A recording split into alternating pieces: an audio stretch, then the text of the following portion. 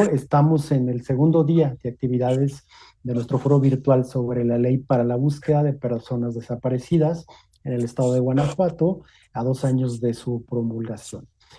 Cabe recordar que esta actividad académica se realiza por parte de nuestros alumnos de la Maestría en Justicia Constitucional, como en una de las actividades de proyecto de retribución social, de impacto social, que permite precisamente poner sobre la mesa un tema de suma importancia, de actualidad, que además es una de las líneas de generación y aplicación del conocimiento del propio programa de posgrado, que bueno, son las dos mesas, los dos paneles que se ha presentado el día de ayer y el día de hoy, con el que el día de hoy se estaría cerrando.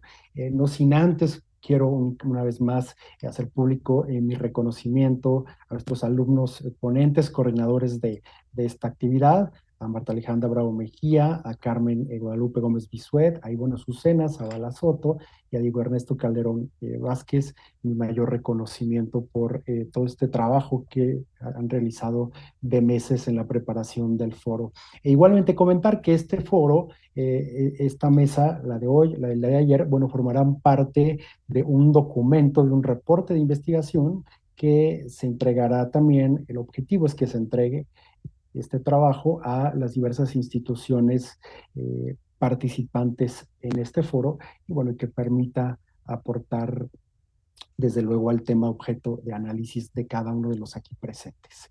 El día de hoy también saludo, desde luego con mucho gusto, a la doctora Marcela Villalobos Andrade, que nos acompañará por aquí, y nuestra moderadora también le dará el uso de la voz y la presentará. Saludo, desde luego, también con mucho gusto y agradezco que esté aquí la señora Angie Almanza y también al doctor, mi colega Fabricio Loruso. Muchas gracias, que nos hacen el favor y nos distinguen con su presencia y su experiencia esta tarde en nuestro foro. Y si me permiten, presento para dar el uso de la voz y la moderación de la mesa a Marta Alejandra Bravo Mejía. Daré lectura únicamente de su semblanza curricular. Actualmente tenemos el agrado, la fortuna de que es una de nuestras estudiantes de la maestría en Justicia Constitucional, de nuestra División de Derecho, Política y Gobierno. Ella cursó el diplomado de Juicio de Amparo impartido por la Suprema Corte de Justicia de la Nación. Es licenciada en Derecho por la Benemérita Universidad Autónoma de Aguascalientes, cursando parte de sus estudios de licenciatura en la Universidad de Granada. Su línea de investigación está dirigida a la defensa y promoción jurídica de los derechos humanos y en el ámbito profesional se desempeña en el ámbito privado como abogado postulante. Asimismo, prestó su servicio social dentro de la Fiscalía General del Estado de Aguascalientes. Nuevamente agradezco a todos los invitados su presencia esta tarde y doy el uso de la voz y de la mesa, la moderación de la mesa a la licenciada Marta Alejandra. Muchas gracias. Hola, buenas tardes, tengan todos y todas las personas que nos acompañan a este foro virtual denominado sobre las consecuencias sociales de la desaparición de personas en Guanajuato a 2 años de la promulgación de la ley para la búsqueda de personas desaparecidas en el estado de Guanajuato. Bueno, una vez ya las menciones que nos hizo el doctor Romo de Vivar, quien es docente de la Universidad de Guanajuato, me permito señalar a los invitados y al público en general que nos sigue a través de esta reunión y por medio de las redes sociales, que el objetivo de este panel consiste en evaluar y difundir el impacto que tiene el fenómeno de las desapariciones forzadas en sus familiares, también víctimas del propio delito, esto en relación con sus derechos económicos, sociales, culturales, políticos y civiles, así como aquellos de la sociedad guanajuatense en general. Eh, para el desarrollo de esta exposición se le otorgará a cada panelista el uso de la palabra durante un tiempo aproximado de 15 a 20 minutos. Lo anterior pues a efecto de limitar el tiempo y que este sea aprovechado por cada participante de la mejor manera. El tiempo será controlado a través de uso de carteles azules y verdes, este, utilizando los primeros, los azules, cuando falten 3 minutos previo a concluir los 20 minutos, y se usarán los verdes cuando falte un minuto, pues esto para que ellos puedan tener conocimiento de que ya casi se les agota el tiempo para hablar. También quiero mencionarle al público que nos acompaña que durante la exposición de los panelistas ellos pueden estar depositando sus preguntas en el chat de la presente reunión o bien a través de las redes sociales en la transmisión que se está realizando. Las preguntas, dudas o comentarios que surjan al respecto se formularán ya cuando hayan participado todos los panelistas. Bueno, dicho lo anterior, les hago saber que las intervenciones de nuestros especialistas en el tema se realizarán de la siguiente manera. Primeramente, participará nuestra compañera Carmen Guadalupe Gómez Bisuet, posteriormente el doctor Fabricio Loruso, enseguida tendremos la exposición de la doctorante Marcela Villalobos Andrade y continuaremos con Diego Ernesto Calderón Vázquez y para concluir con Angélica Almanza. Y bueno, pues ya, dicho lo anterior, para dar inicio a este foro, les presento en primer lugar, como les señalé, a la licenciada Carmen Guadalupe Gómez Bisuet, quien actualmente es estudiante de cuarto semestre de la maestría en Justicia Constitucional de la Universidad de Guanajuato, es licenciada en Derecho por la Universidad Autónoma de San Luis Potosí. Sus principales líneas de investigación son ciencia política y la participación de las mujeres en la política. En su ámbito profesional se ha desempeñado en diversos órganos de la Administración de la Justicia Federal. Bueno, esta es una pequeña semblanza curricular de mi compañera. Con gusto te saludo, Carmen, y pues te cedo el uso de la voz. Muchas gracias, Marta. Muchas gracias, doctor Romo. Un saludo a todos, primero. Primero que nada, pues me gustaría comenzar agradeciendo al público, que no lo veo, pero sé que hay gente por aquí que nos está acompañando y que va a serle de utilidad este foro. Agradecer a los ponentes por aceptar esta invitación a este foro tan importante para nosotros. Ha sido difícil, bueno, no ha sido tan difícil, ha sido complejo el planearlo, el desarrollarlo y más, porque pues particularmente para mí este no es un tema que domine al 100%. Intenté investigar y allegarme de información y de antemano hago una disculpa pública por si llego a cometer algún error o sueno un poco ajena a la situación. De ninguna forma lo hago con el afán de ofender. El día de ayer el foro se tornó un poco, bueno, no un poco, no, bastante interesante. Se hablaba sobre la desaparición en Guanajuato y las consecuencias. Tuvimos la participación del comisionado de búsqueda y de una buscadora. Entonces pusimos en una balanza todo lo que hay, ¿no? Las dos posturas. El día de hoy vamos a dar como un enfoque más social, o eso es lo que se pretende con este panel. Y pues bueno, comienzo. Como les mencionaba, pues yo tuve que hacer una búsqueda, ¿no? De cuál era el panorama en Guanajuato.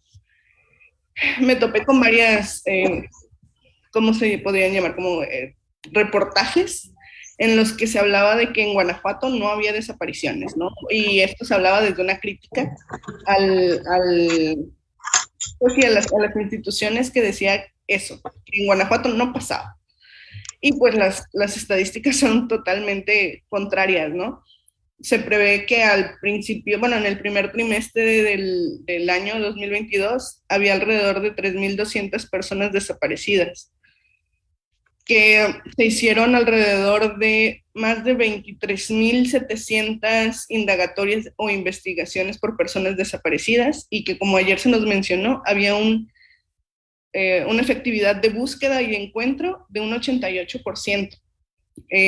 No soy muy buena en matemáticas, pero a mí tampoco no me cuadran esos números. Quizás eso se pueda deber a distintas situaciones, ¿no? El hecho de que no siempre se da como una conclusión bueno, supongo, ¿no? No sé, no, igual no quiero caer en error por suponer algo, pero no se pueda dar seguimiento o no se hace como las aclaratorias de cómo se llegaron al encuentro de estas personas. Siento que esto sería importante tenerlo en las estadísticas. También que no siempre se tiene la posibilidad de estar actualizando los buscadores, bueno, los sistemas de búsqueda y información. Esto, aunado con la creciente ola de criminalidad que vive el Estado, que esto se refleja pues de gran medida en el índice de homicidios dolosos y los hallazgos de fosas clandestinas pues dan un panorama altamente desalentador. Bueno, como mencionaba Marta, esto se va a ir más que nada hacia como los derechos humanos vulnerados a las personas que sufren este delito, ¿no? Como ya sabemos, las personas desaparecidas no son las únicas que sufren o que viven este delito, ¿no? Sino también, pues, sus familias, ya que muchas veces se les ven vulnerados los derechos sociales, económicos y culturales. De esto, pues, voy a hablar un poquito. Concretamente a las personas desaparecidas, a las familiares de personas desaparecidas, sufren violaciones a sus derechos económicos y sociales al negarles beneficios tales como el otorgamiento de pensiones, la recepción de salarios sobrevivientes, la garantía de asistencia social, el acceso a cuentas bancarias, el acceso a la educación, a una familia, por mencionar algunos derechos, ¿no? O derechos tan básicos como la alimentación o la salud. Estos derechos, si bien son pues de suma importancia, se ven vulnerados porque las personas pues sí, ¿no? El entorno no está preparado para afrontar este tipo de circunstancias.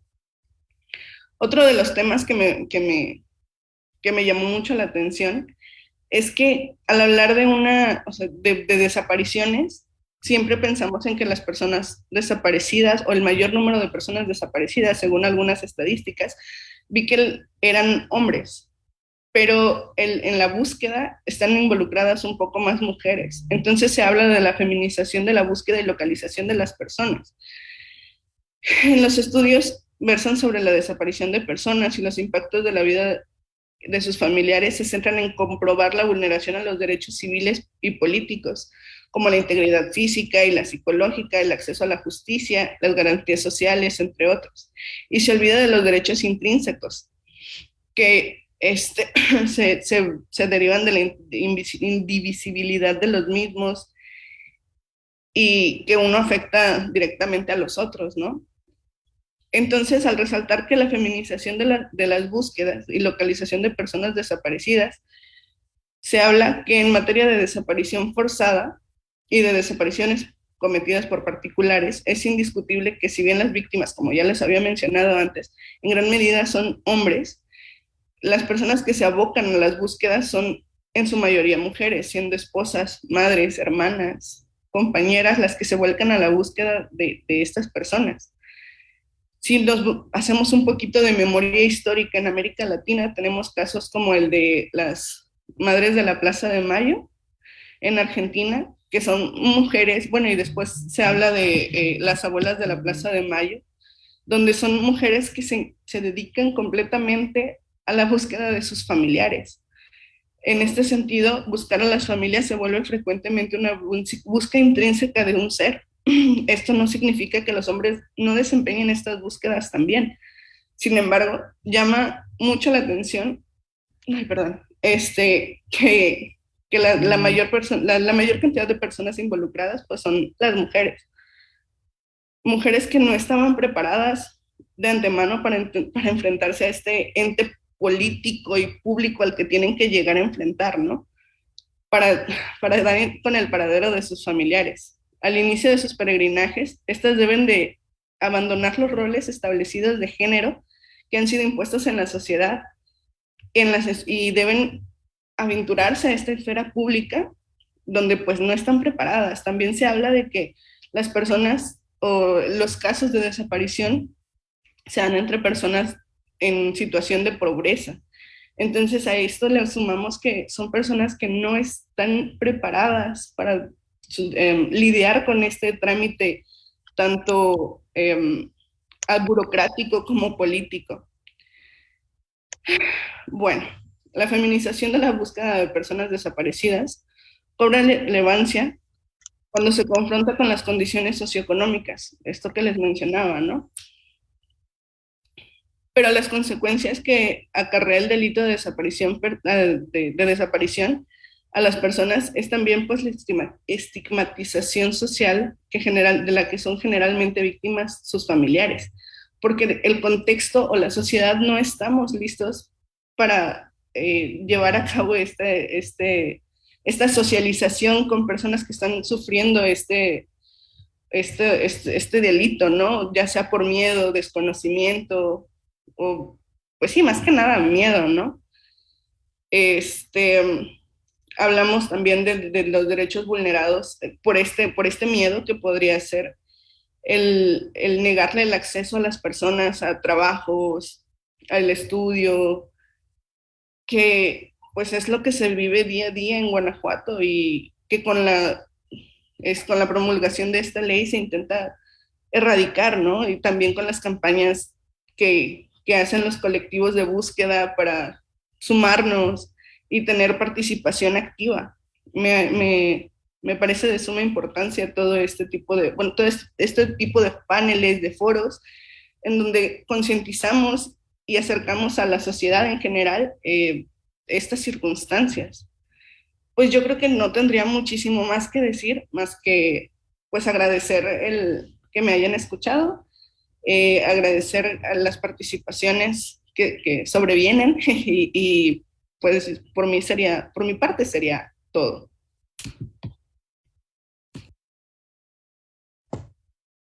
Muchas gracias por tu intervención, Carmen, y hacer esa mención acerca de pues la importancia de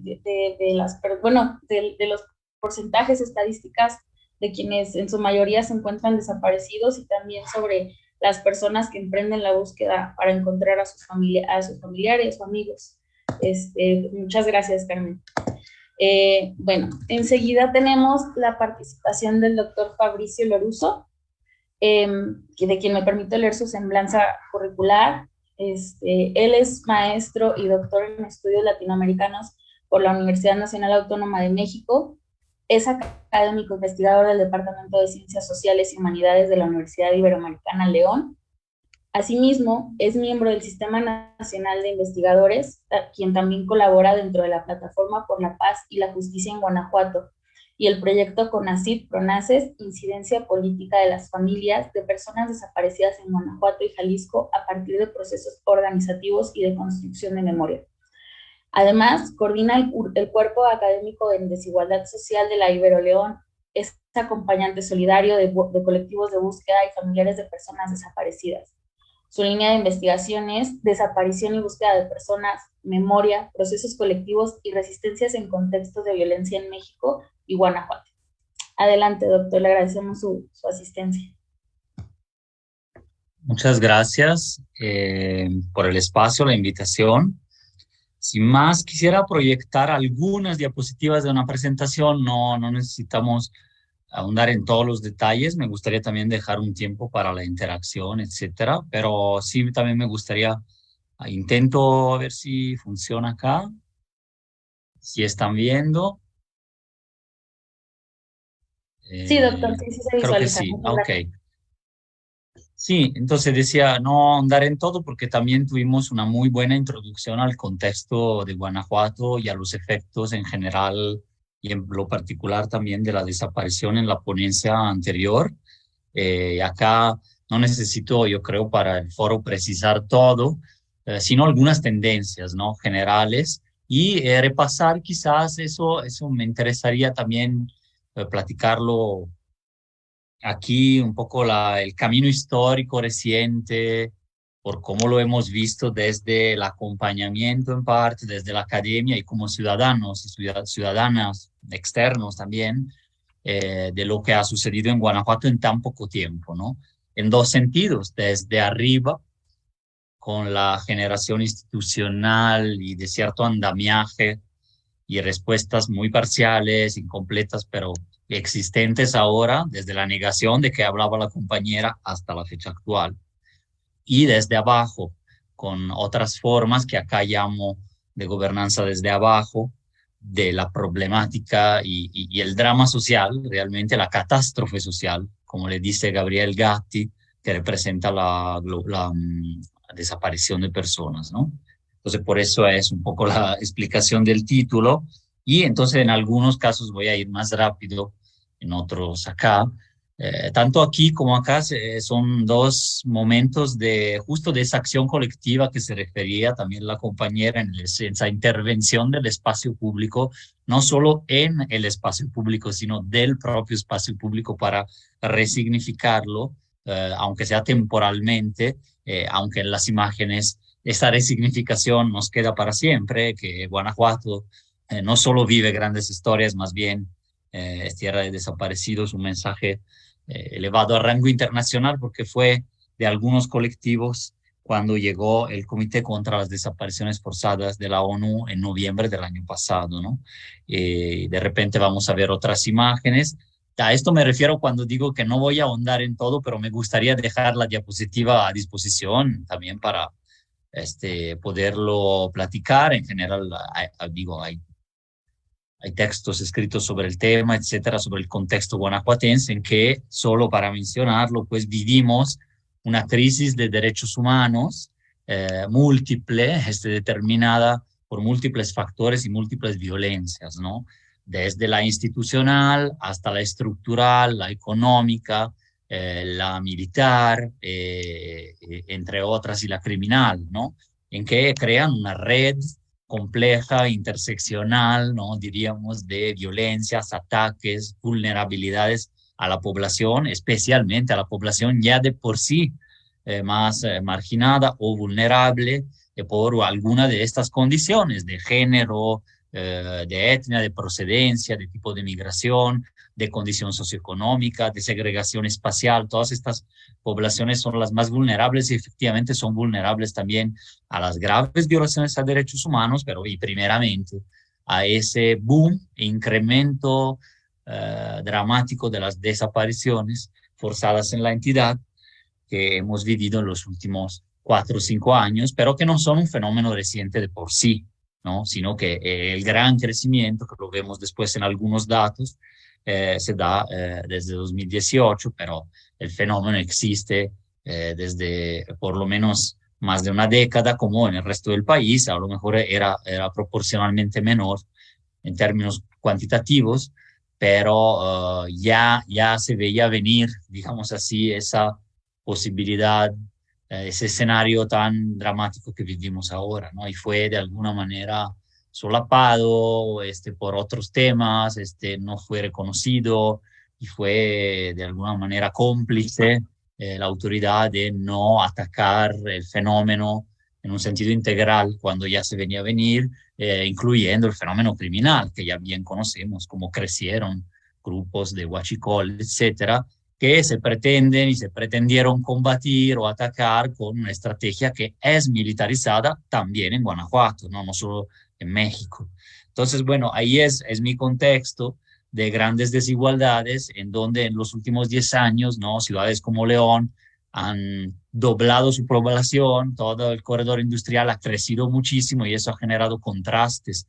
¿Cómo sucede cuando hay procesos de gran crecimiento económico boyante en el corredor, pero de enorme desigualdad, salarios bajos, precariedad laboral, migración interna de mexicanos y mexicanas del sur del país que viven en condiciones miserables o de semiesclavitud, ¿no? Por parte de una parte, digamos, del sector empresarial, y entonces también hay un florecimiento criminal en diferentes regiones, o bien otras que se van despoblando, etcétera, ¿no? Esto para los efectos generales del contexto. La que sí que son muchos números que no iría muy a fondo, solo decir, a ver si avanza, solo decir, dejarla acá para la reflexión, solo decir que se han sextuplicado prácticamente las desapariciones como tal. Yo me voy a centrar más en los impactos sociales, más que en los emocionales, familiares o micro, digamos, de contextos locales, ¿no? Entonces es un poco, mi parte va por ahí. Entonces, en donde en cambio hay un patrón de impunidad muy alto, un patrón también de cifra negra, de escasas denuncias y miedo ante las desapariciones muy alto, que sin embargo ha sido revertido en parte gracias a los colectivos, ¿no? Que de alguna forma van venciendo ese miedo, van creando unión, van creando algún mecanismo de protección, son visibles ante las autoridades, ahorita sí, ¿no? Aunque durante años eran totalmente invisibilizados, y entonces eso crea de alguna manera un andamiaje que vamos a ver después cómo se formó poco a poco en estos años desde abajo, ¿no? Entonces, bueno, no voy a parar en todos los datos, en la crisis forense que vivimos, decir sí que la crisis forense de Guanajuato, llámese crisis, llámese situación, llámese no identificación y no reclamo de cuerpos, etcétera, pero es bastante fuerte en el sentido de que es hasta mayor la proporción de cuerpos no identificados en las morgues y CEMEFOS y instalaciones forenses del Estado que la proporción que tenemos en el país respecto de personas desaparecidas, ¿no? En el país son 106.000 con 52.000 cuerpos, quizás ahora a la fecha actual un poco más, sin identificar.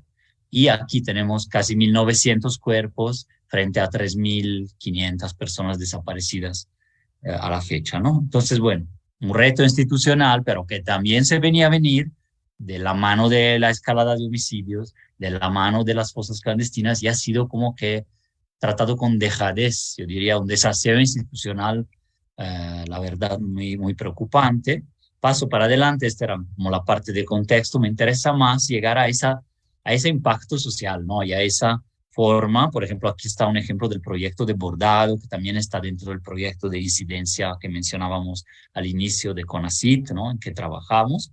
No, el proyecto del bordado lo trabajan algunas compañeras, no yo directamente, pero es muy bonito también, ¿no? Ver la forma de cómo un bordado asume tintes sociales, políticos, en el espacio público, no solo de visibilización, sino de creación de comunidad, de tejido social, de influencia hacia la gente común que pasa por ahí en los espacios del Centro Histórico de León, y es itinerante, ¿no? Básicamente ha ido a todas las ciudades. Sin tanta definición académica, que en general no me gusta mucho, pero pues muy simplemente cuando hay problemáticas, ¿no? Desde el Estado, y ustedes lo saben bien porque trabajan eso en su programa académico de la UG también, ¿no? Hay maneras de manejar, resolver, atajar, gestionar, ¿no? Acercarse a la problemática, ¿no? Problemática que no es una problemática cualquiera, sino que es típica de conflictos armados, de lugares de exterminio, de fosas comunes, es decir, las desapariciones ya de la época actual no son solo no responden tan solo a la represión política o a algunos grupos, no son generalizadas, sistemáticas, parte de un conflicto importante entre grupos, cuando menos, ¿no? Grupos paramilitarizados, armados, estatales, etcétera, que se confunden entre sí.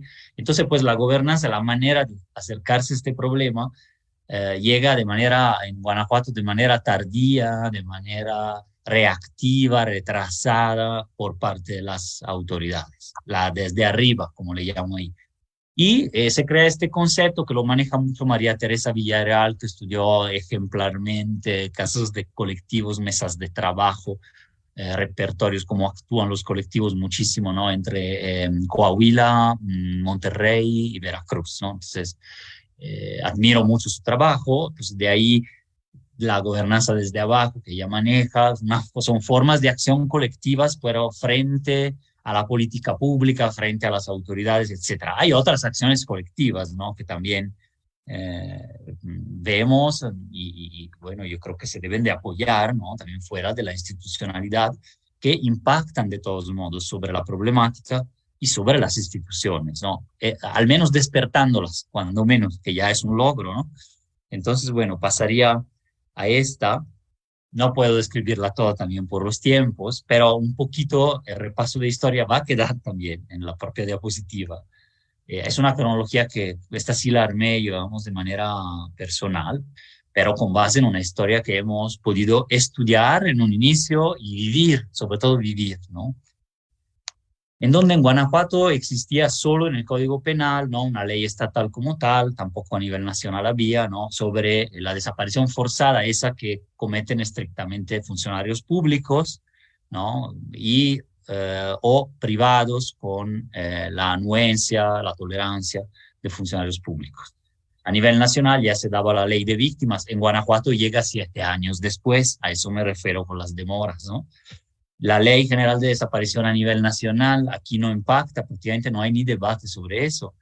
Hasta 2019 y 2020 es cuando se empiezan a crear las propuestas que se pretendían aprobar sin participación de las familias, violando la misma ley de víctimas, que tampoco estaba en el Estado, pero siendo una ley general, también era deber, digamos, estatal también seguirla, pero bueno, la idea es que se crea la Fiscalía Especializada, eso sí, que responde a la Ley General de Desapariciones, una Fiscalía Especializada que en sus primeros meses de vida era un poco, podríamos decir que inoperante, pero tenía ahí abiertas unas 10 carpetas o 11 carpetas por desaparición. No es que ahorita hayan crecido mucho más en sí, investigan la desaparición bajo otros delitos en realidad, pero bueno, digamos que era una proporción ínfima respecto de las centenares de personas. En ese entonces ya había más de 2.100 personas desaparecidas, los datos no aparecían en ningún lado y bueno, solo en cuestiones de investigación, pero no oficialmente. Es cuando, si ven, de esa fecha 2019 a 2020, sobre todo hasta ahora, son 15 colectivos nuevos de búsqueda, ¿no? Había 2 históricos que trabajaban sobre sus casos de desaparición masiva en San Luis de la Paz y en León, pero digamos de la nueva oleada, podríamos decir, de violencias, y paralelamente ven cómo se empiezan a mover las instituciones, porque la sociedad civil va empujando, ¿no? Entonces, sí hay una gobernanza desde arriba, pero es desde arriba impulsada desde abajo. Entonces empiezan a lograr, y no fácilmente, incluso con mecanismos de represión, de estigmatización todavía y de negación del problema, pero se logran reuniones, juntas, y todo 2020 finalmente se logra crear, y hablo impersonalmente, se logra, es decir, los colectivos, grupos de sociedad civil, impulsan la creación por parte de las instituciones que estaban en retraso, el Congreso, las 3 leyes estatal de búsqueda, víctimas y declaración especial de ausencia, y las comisiones, por lo menos, ¿no? La comisión de víctimas y de búsqueda, ¿no? Entonces, empiezan las búsquedas oficiales, porque la gente siempre ha buscado, pero de manera independiente, y acá vienen ya más organizadas, así como empiezan desde abajo las búsquedas independientes ya en forma, ¿no? Organizadas. Hay un aprendizaje de las 2 partes, yo diría, no solo de los colectivos, que desde cero tienen una situación muy difícil que afrontar, sino también un aprendizaje institucional. Los protocolos nacionales ya impactan a nivel local, las leyes, se crea ese andamiaje, ¿no? Es clave el 2020 en que sí hay participación de sociedad civil, organizaciones acompañantes, sí de las familias y de los colectivos, pero siempre es coartada, es limitada, es parcial, es hasta cierto punto, es medio abandonada, depende de la voluntad de esa gobernanza desde arriba, un poco recelosa de sus espacios.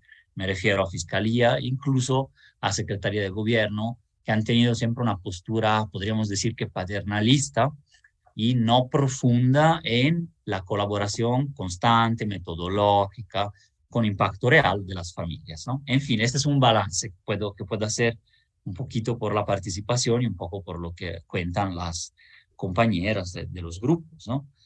En fin, en 2021 sigue esa dinámica, se crean mesas de trabajo por parte de Fiscalía, 8 mesas, algunas con el fiscal general, pero que finalmente se van descafeinando y se crean mecanismos incluso de división entre grupos, por formas naturales y fisiológicas entre los colectivos, a mi parecer, que ha sucedido en todos los estados, pero también por dinámicas institucionales, mal pensadas o bien pensadas hasta para eso, ¿no? De alguna manera, para la división.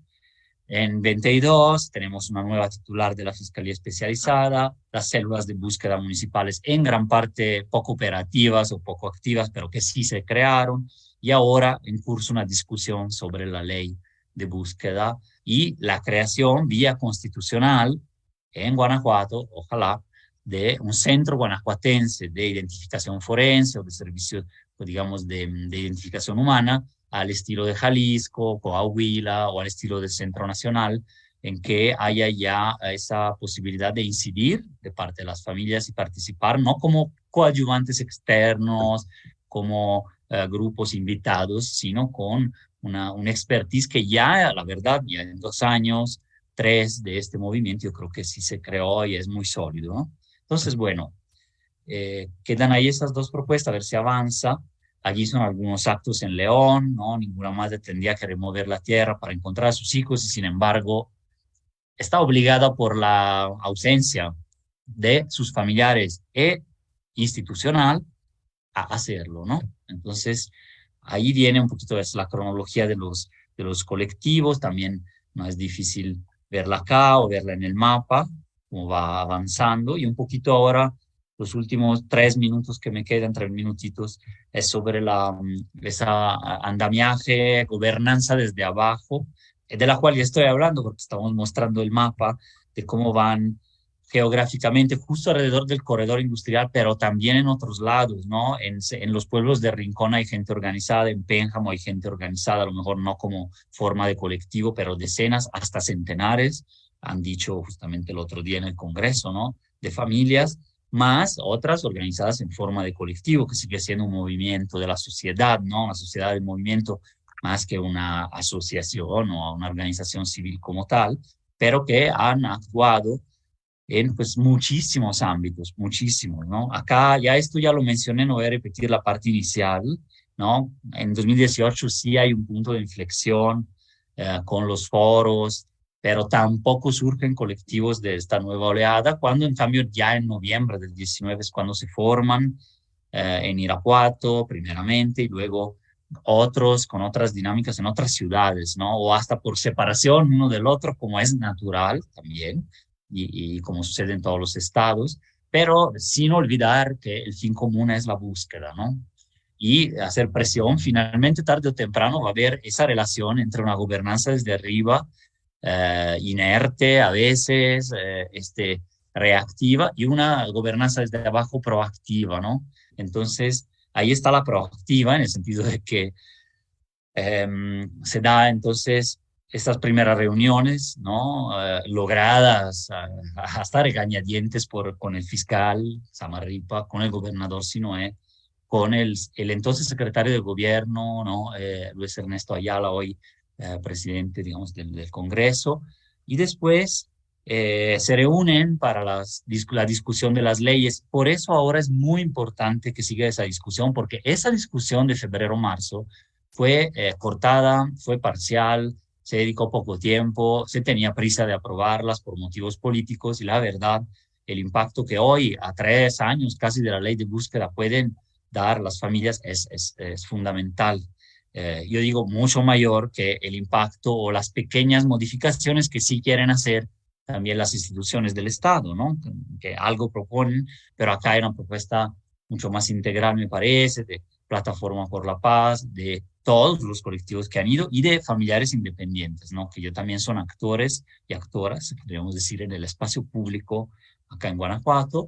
Hay repertorios de lucha, no los voy a repetir, son muchísimos más que estos, evidentemente, pero el plantón en el Teatro Juárez, con una marcha que fue reprimida brutalmente por la policía local, sí suceden también contra de madres buscadoras, el inicio de las búsquedas de campo, esa colaboración entre colectivos que tiene un punto triste, dramático, ¿no? En un lugar de exterminio como ha sido Salvatierra, Acámbaro, pero que también ha visto nacer ahí mucha cooperación con esa gobernanza desde arriba también, ¿no? Con la Comisión de Búsqueda, con la Nacional y algunos órganos del Estado, pero también entre colectivos, ¿no? Que pudieron trabajar juntas, convivir, ¿no? Con roces también, con policías municipales, con fiscalía, ¿no? Porque también hay que mencionar ese aspecto.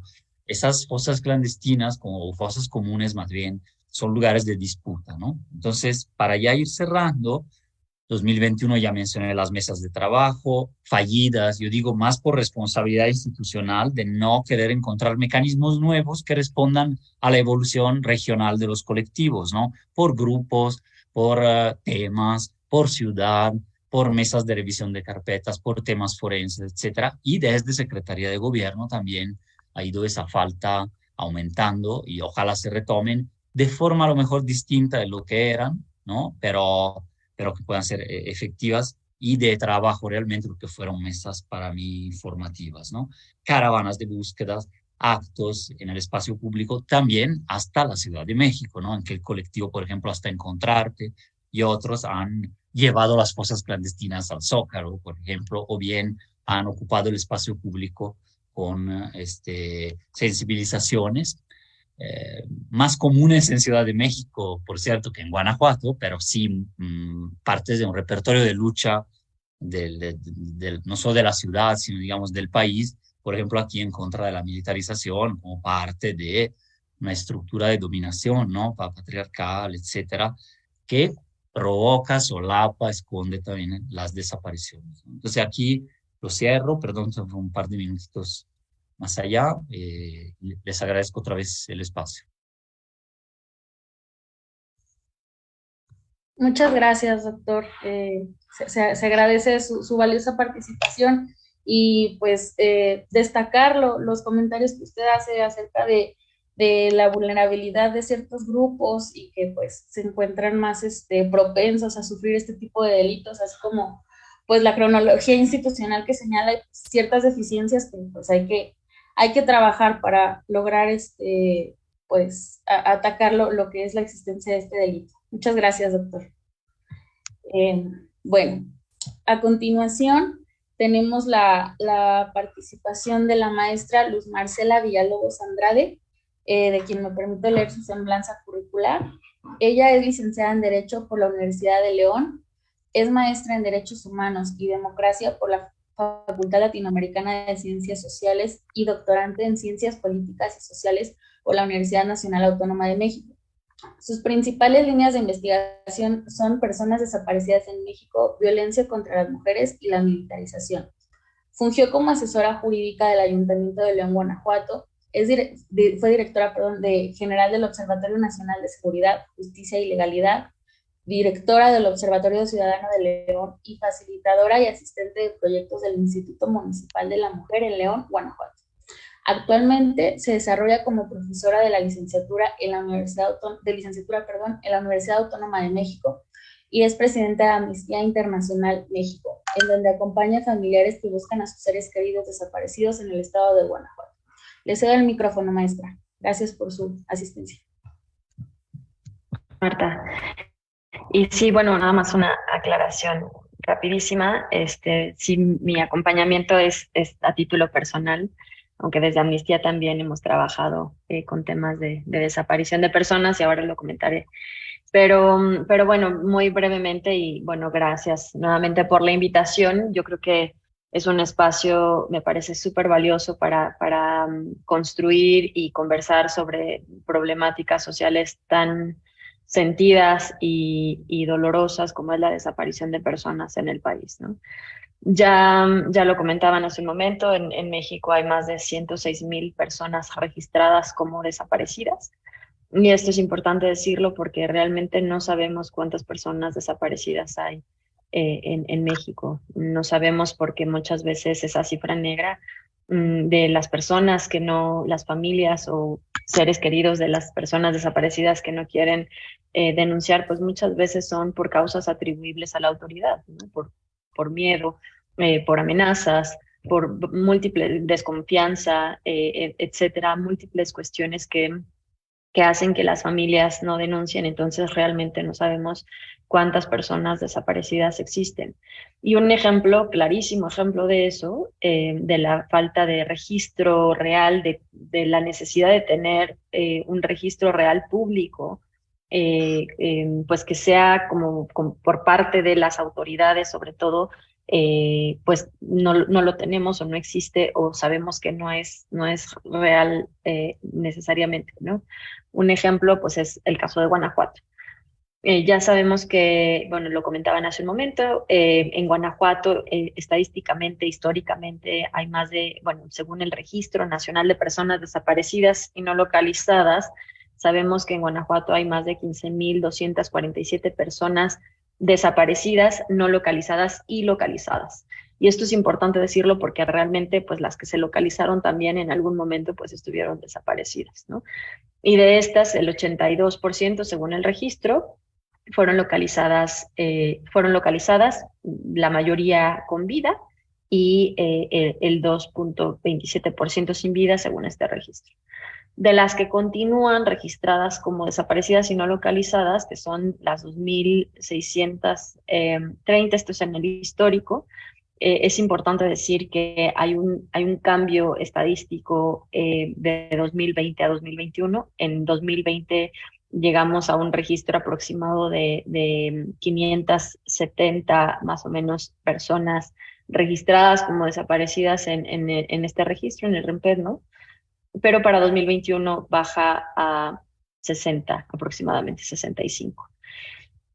No, o sea, ni estadísticamente, o sea, ese cambio estadístico en el registro no obedece evidentemente a la realidad y no porque necesariamente no se haya denunciado. Yo creo que aquí Angie va a comentar mucho más al respecto más tarde, porque realmente son los colectivos los que cuando reciben a familiares pues se dan cuenta de la problemática y evidentemente pues este registro tampoco coincide con lo que reporta la Comisión Estatal de Búsqueda.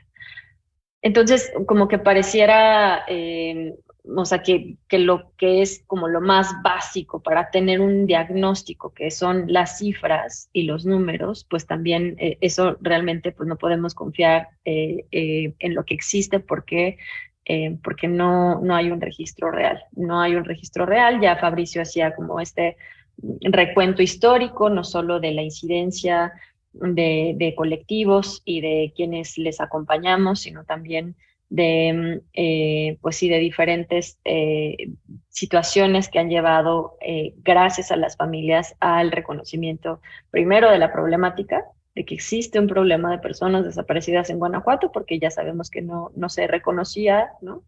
Y después también a crear no solo incidencia, bueno, la incidencia para crear no solo políticas o algunas prácticas, sino también incluso cambiar leyes o la creación de instituciones, como lo estamos viendo ahora. Es importante decir que históricamente o en este corto tiempo de este registro de personas desaparecidas, pues ya lo comentaban, ¿no? La mayoría de las desapariciones en Guanajuato pues es de los últimos años. Ya sabíamos que venía creciendo esta estadística, y cuando vieron que venía creciendo, que era una réplica casi de todo lo que se ha vivido en el país desde distintas problemáticas, por supuesto, y sin afán de homologar el problema público, pero sí hay condiciones que detonaron, digamos, estas desapariciones en el Estado. Y yo me quiero centrar específicamente en mi tema de investigación, que tiene que ver con la desaparición de mujeres. O sea, digo, hablamos como todo el tiempo de cifras y de estadística, ¿no? Pero quiero que vayamos como un poco a reflexionar que no solo se trata de cifras, sino se trata de historias, se trata de personas, se trata de víctimas y de sus familiares que en el momento en el que desapareció su ser querido, o personas que en el momento en el que le desaparecen a un ser querido, pues cambia su vida por completo. Hay una autora que dice que al final la desaparición la viven quien busca, ¿no? En su mayoría familias, como ya lo comentaba hace un momento Carmen, la feminización de las búsquedas de quien busca, ¿no? En este caso, hermanas, madres, esposas, hijas. Pues no es coincidencia. Evidentemente la perspectiva de género nos atraviesa de distintas formas, no solo en quienes buscan a las personas desaparecidas en este país, sino también en la desaparición de personas. Y bueno, y quiénes son también, entender quiénes son las principales víctimas, ¿no? Las víctimas de este país pues también son en su mayoría personas jóvenes. La mayor parte de las personas desaparecidas son hombres jóvenes. Y también les atraviesa pues un tema también de racialización, personas en situación de pobreza y en diferentes situaciones de vulnerabilidad que obviamente hacen pues que incluso hasta el nivel de vida, digamos, pues haya disminuido incluso para los hombres. Y creo que no hablamos lo suficiente de desaparición. Hablamos mucho, por ejemplo, de violencia contra las mujeres y nos centramos en feminicidio, pero hablar de desaparición de mujeres, pues es importante también visibilizarlo porque se trata de diferentes cuestiones, ¿no? Si bien, como ya les comentaba, el 70-75%, dependiendo del lugar, en el Estado de México, por ejemplo, es 50-50, pero en la mayor parte del país el 75% son hombres desaparecidos contra 25% de mujeres desaparecidas, pero de este 25% la mayoría son mujeres jóvenes. O sea, el 60% son mujeres menores de 24 años y la mayoría, o sea, el rango etario en donde más desaparecen es de 15 a 19 años y el único rango etario en donde hay más niñas desaparecidas comparado con niños es de 10 a 14 años, al menos en Guanajuato. Claro que en el país es probable que también el de 15 a 19 años vaya como mucho a la par, ¿no? Obviamente, aquí estoy refiriéndome únicamente a las personas desaparecidas y no localizadas, no a las localizadas, porque de las localizadas con vida, la mayoría también son mujeres y puede obedecer también a temas de género, a violencia intrafamiliar, por ejemplo, o a otros problemas estructurales de violencias estructurales que hacen que, sobre todo, mujeres jóvenes, adolescentes, salgan de sus hogares y al final regresen por sí solas al hogar incluso, ¿no? Y no es como esta estadística que presume el fiscal que han localizado con vida a tantas personas, no necesariamente tiene que ver con las instituciones, muchas veces o la mayoría de las veces tiene que ver con que las personas que se encontraban como desaparecidas deciden regresar o dar aviso de su paradero. Entonces, con las que continúan desaparecidas, pues ahí evidentemente hay una invisibilización de las violencias que atraviesan a las mujeres en la desaparición. O sea, muchos de los delitos que se cometen pueden estar escondidos, digamos, en la desaparición y por eso es importante analizar la problemática con perspectiva de género y evidentemente con perspectiva de infancias y adolescencias. En Guanajuato tenemos no solo la ley, bueno, en el país está el protocolo, están los protocolos, el protocolo homologado para la búsqueda de personas y también recientemente se creó el protocolo especializado para la búsqueda de niñas, niños y adolescentes. Y además, después de la sentencia de Campo Algodonero, bueno, vimos que México se juarizó, o sea, al final la desaparición de mujeres, los feminicidios precedidos de desaparición, como se vio en Ciudad Juárez, pues fue un patrón tan recurrente, tuvimos que verlo tantas veces que tuvimos que nombrar el horror, nombrar el hecho de que desaparecieran a las mujeres, que además fueran víctimas de violencia sexual, de abusos, de tortura sexual y al final sus cuerpos fueran encontrados en espacios públicos desnudos y bueno, también al final víctimas de asesinato. Entonces tuvo que pasar tanto esto que tuvimos que nombrarlo y se nombró feminicidio, ¿no? Este crimen de odio específicamente. Entonces, muchas de las desapariciones al final ni siquiera cuando las mujeres son encontradas sin vida y como lo que hemos visto en Guanajuato, también Rita Segato habla, por ejemplo, de la crueldad con la que son, bueno, le llama pedagogías, contrapedagogías de la crueldad, que tiene que ver justo con cómo son marcados los cuerpos de las mujeres a la hora de encontrarse, ¿no? Entonces, claro, esto no necesariamente es exclusivo de mujeres, ya sabemos que en las fosas, al menos que se han visto en los cuerpos, en las fosas en Guanajuato, el horror en los cuerpos es para hombres y mujeres, sin embargo, no se sabe si previamente las mujeres, por el hecho de ser mujeres, pudieron haber sido víctimas de algún otro delito, como por ejemplo violencia sexual, otra vez, ¿no? Tortura sexual y otros casos. Los delitos que se relacionan con la desaparición, sobre todo hablando específicamente de adolescentes, que son las que más, niñas y adolescentes, que son la mayoría de las desaparecidas, y mujeres jóvenes, pues tiene que ver con, por ejemplo, con trata, trata de personas con fines de explotación sexual, algún tipo de violencia sexual, y evidentemente pues también están relacionadas con el narcotráfico, al menos lo que corresponde a Guanajuato.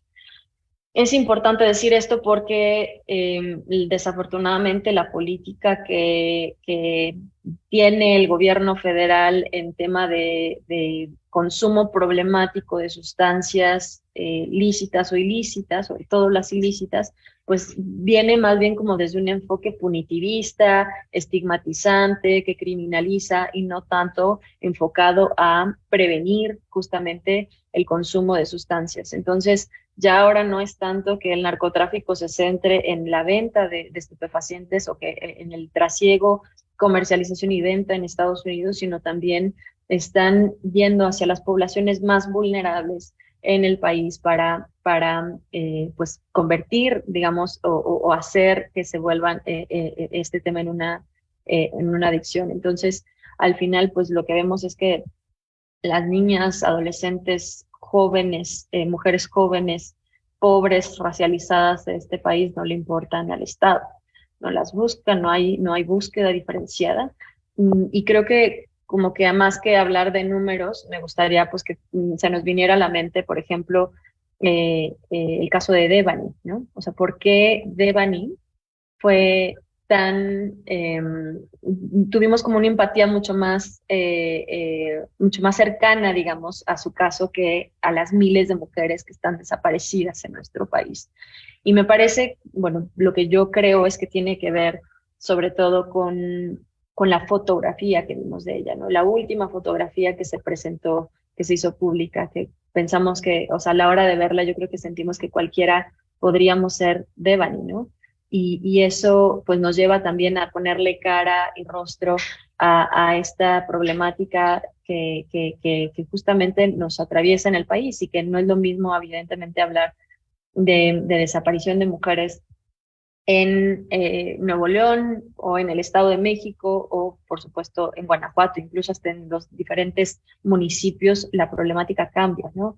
Ahora estoy acompañando un par de casos de mujeres jóvenes, además, pues claro, con rasgos también como de belleza hegemónica, patrones similares de las complexiones de cuerpos, ¿no? Como características físicas específicas que podrían obedecer, o las adolescentes sobre todo que desaparecen, o víctimas de desaparición, que podrían obedecer pues a estas otras problemáticas que ya mencionaba.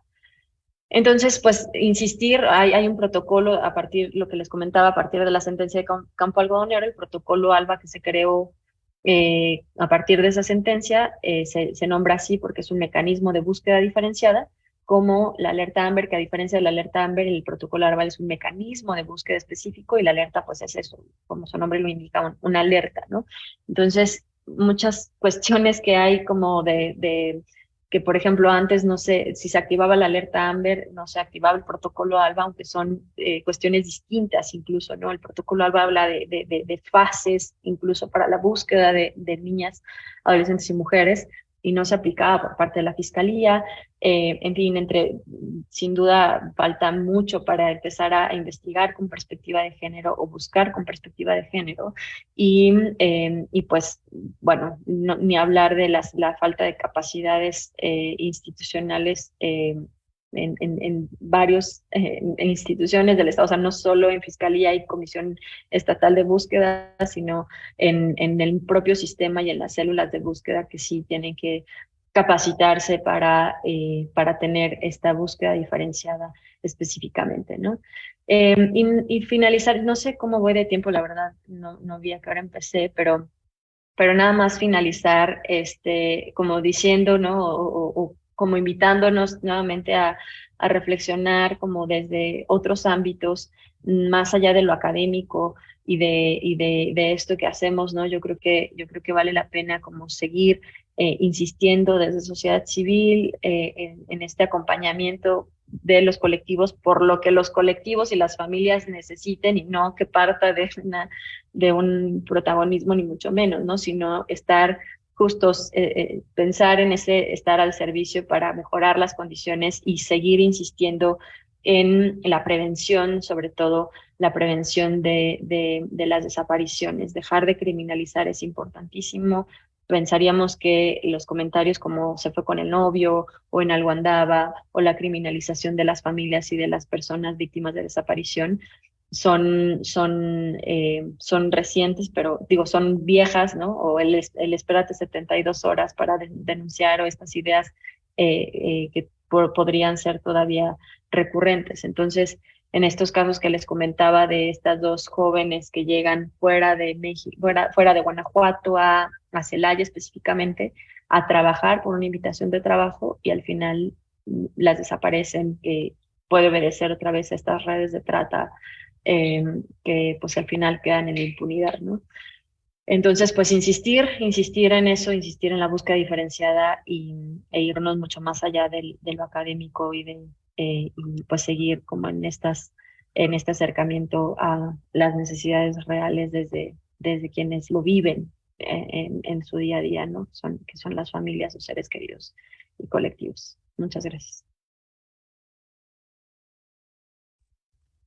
Muchas gracias, maestra, por pues, esas palabras tan enriquecedoras al tema y pues por destacar datos estadísticos, desde el hecho también de que las familias tienen miedo a denunciar este tipo de delitos, por todo lo que esto conlleva, de las pues, diversas violaciones de derechos humanos que el delito de la desaparición pues, implica, así como pues el énfasis de que si bien es cierto, pues cualquiera puede ser sujeto de una desaparición, pues el punto vulnerable en el que nos encontramos pues todas las mujeres, ¿no? Y todos los delitos que después pues también se cometen derivados de una desaparición, que viene siendo la violencia, la tortura, la trata. Pues le agradecemos que haya aceptado la invitación y pues tan valiosa participación. Continuamos con mi compañero y licenciado Diego Ernesto Calderón Vázquez. Y bueno, pues él actualmente es estudiante del cuarto semestre de la maestría en Justicia Constitucional en la Universidad de Guanajuato y tiene su título de licenciado en Derecho por la Universidad Iberoamericana Capuz León. En su ámbito profesional se ha desarrollado como abogado postulante y actualmente se desempeña en la Administración de Justicia a nivel federal. Ha colaborado con organizaciones de protección de derechos humanos, como el Centro de Derechos Humanos Fray Bartolomé de las Casas en el estado de Chiapas, y sus líneas de investigación son el derecho constitucional, los derechos humanos y el pluralismo normativo. Tienes el uso de la voz, compañero. Gracias. Gracias a ti, Ale. Gracias por la presentación. Primeramente, pues me gustaría comenzar saludando a mis compañeros y compañeras panelistas, la maestra Marcela, mucho gusto, ¿qué tal? Señora Angie, qué gusto verla por aquí, qué bueno que aceptó nuestra invitación, y al doctor Fabricio, gracias por acompañarnos, y como no puedo dejar pasar a mi compañera Carmen, ¿no? Como panelista, pues es un honor compartir este espacio con ustedes, y como organizador en conjunto con mis compañeras, pues también es muy bueno. Les agradecemos en verdad su participación con sus valiosas aportaciones que el día de hoy que han contribuido en este foro, ¿no? El día de ayer, si bien tuvimos un foro en el que se trató de irse un poco al aspecto, disculpen, normativo, jurídico sobre el fenómeno de la desaparición forzada, hoy tratamos de verlo un poco desde el aspecto social. Entonces, en base a ello voy a tratar de dividir mi presentación en primer lugar sobre el impacto que tiene la desaparición forzada en los derechos humanos del individuo que sufre de la desaparición, al ser además un tema importante para nosotros como estudiantes de justicia constitucional, pues el tema de los derechos humanos es un aspecto relevante y su protección, ¿no? En segundo lugar, también me gustaría hablar acerca de los aspectos negativos que tiene la desaparición forzada con los familiares de las personas que son víctimas de desaparición, y cómo este fenómeno no solamente genera problemáticas o genera vulneraciones a los derechos de la víctima, sino que también se traslada de manera correlativa a sus familiares. Y por último, también me gustaría hablar un poco acerca de cómo a final de cuentas todos estos impactos también generan problemáticas sociales en el estado, ¿no? Más particularmente aquí en Guanajuato, que es el tema que nos interesa. Una vez dicho lo anterior, pues me gustaría comenzar sobre la definición de la desaparición forzada, que siento que sí hemos hablado mucho del tema, pero nos ha faltado a lo mejor puntualizar cuál es la definición y cuáles son los aspectos que se tienen que cumplir, vaya, para que estemos hablando de una desaparición propiamente forzada, ¿no? De esa manera, la Convención Internacional para la Protección de todas las personas en contra de la desaparición forzada define a este delito como aquel en donde se arresta, detiene o traslade a una persona en contra de su voluntad, de tal forma que éstas queden privadas de su libertad y que en esta privación de la libertad se vean intervenidos agentes del Estado, llámese de forma directa o de forma indirecta a través de la tolerancia o la autorización o inclusive el asentimiento por parte de las autoridades del Estado, ¿no? Además de estos dos factores que inciden en la desaparición forzada, también encontramos un tercer factor que es el relativo a que las autoridades se nieguen a dar el paradero a los familiares respecto de su ser querido, ¿no? Y que se nieguen también a reconocer que estos han sido privados de su libertad y que han sido sustraídos de esa forma también de la protección de la ley. De tal forma que en el delito de la desaparición forzada, pues según propia jurisprudencia de la Corte Interamericana, a la cual se ha sumado la Suprema Corte de Justicia de la Nación en el caso de México, son 4 los factores que inciden para que estemos hablando propiamente de este delito, ¿no? A saber, pues primero que haya un arresto o una privación de la libertad del individuo. En segundo lugar, también tiene que ver con el tema de la intervención de los agentes estatales, ya sea, pues como lo mencionaba hace un momento, de manera directa a través de que ellos sean quienes ejercen esa privación o de manera indirecta, que podría ser también la tolerancia de las autoridades en la comisión del delito, ¿no? Y por último, pues la negativa por parte de las autoridades y pues también la negativa a pues aceptar que ha sido detenido, ¿no? Esta suma de factores nos ponen en el supuesto de una desaparición forzada.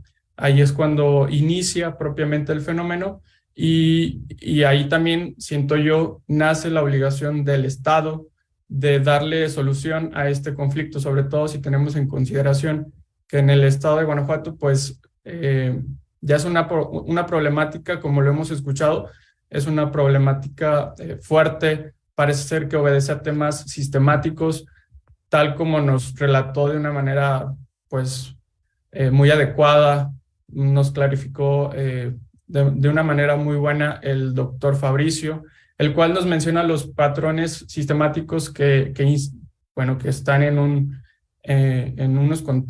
contexto de desaparición forzada, como desgraciadamente pasa en el Estado y también en México, ¿no?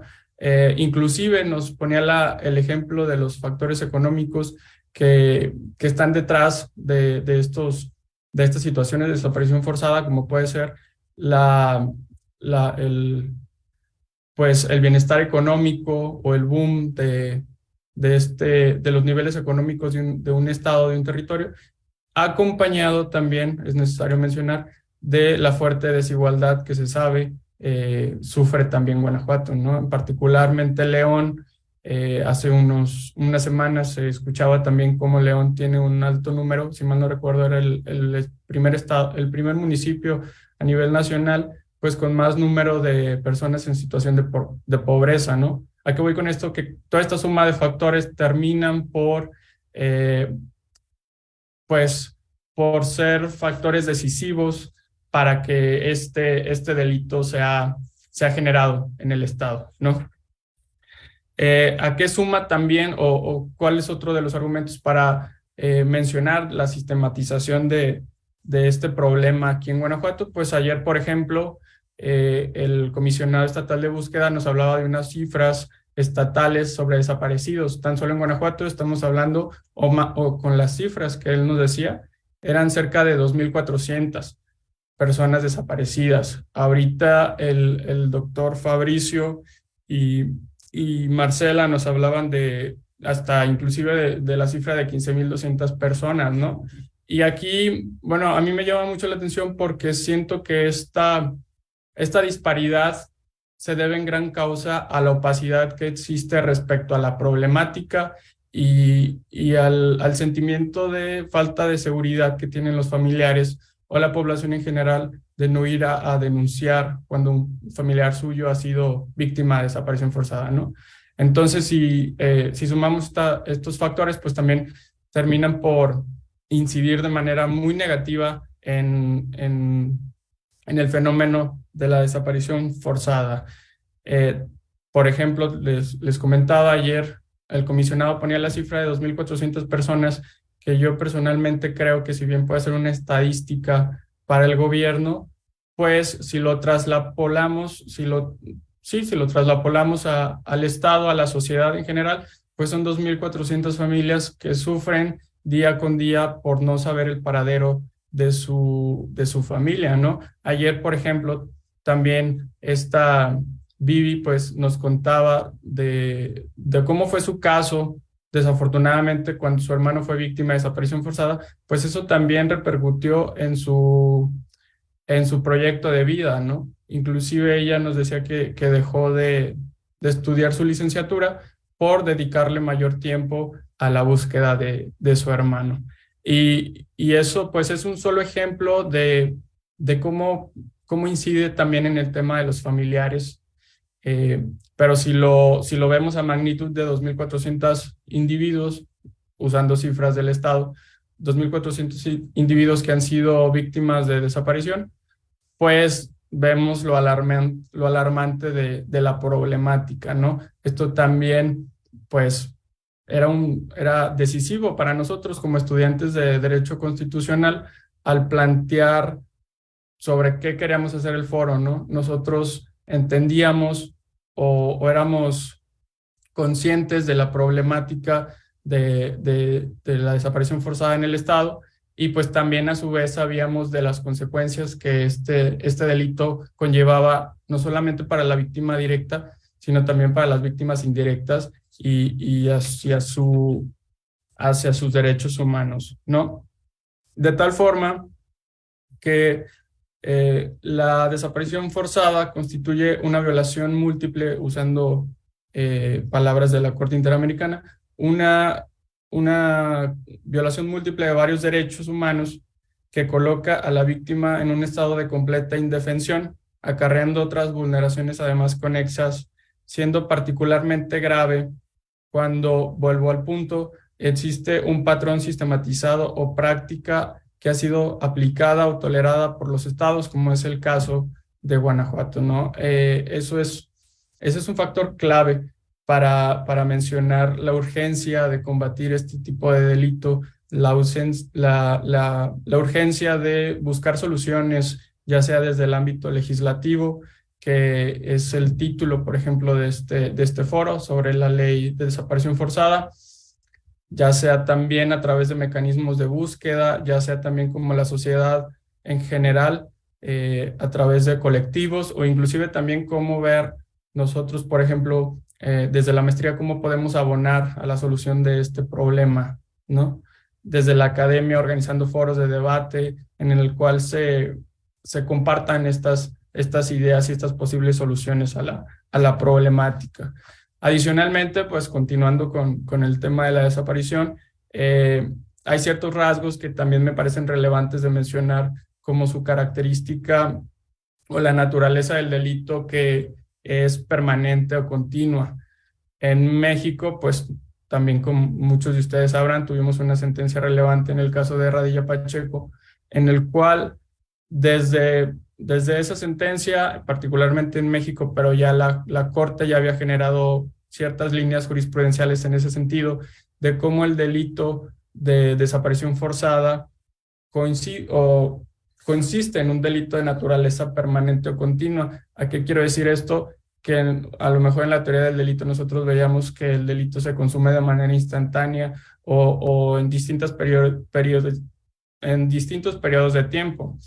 Pues para ojos de la Corte Interamericana y de la misma Suprema Corte de Justicia de la Nación, esta naturaleza es continua y es permanente, pues puesto que no cesa la vulneración a los derechos de la persona en ningún momento, sino que estos se trasladan en el tiempo hasta en tanto no se sepa el paradero de la persona, ya sea viva o desgraciadamente, como en muchos casos ocurre, pues en muerte, ¿no? Adicionalmente, también este delito consiste en un delito de naturaleza pluriofensiva, no solo por la cantidad de personas a las cuales pues violenta. Ya hablábamos hace un momento sobre las víctimas directas, que son aquellas personas que resienten de manera física el fenómeno de la desaparición. También de las víctimas indirectas, que son aquellas que tienen algún tipo de perjuicio a consecuencia de la desaparición de su ser querido, y vemos cómo en esta característica de víctimas, pues el universo crece. Ya no estamos hablando, por ejemplo, de 2.400 personas, sino que a lo mejor se puede potencializar hasta en 5 o 6 veces, ¿no? Y entonces el número crece.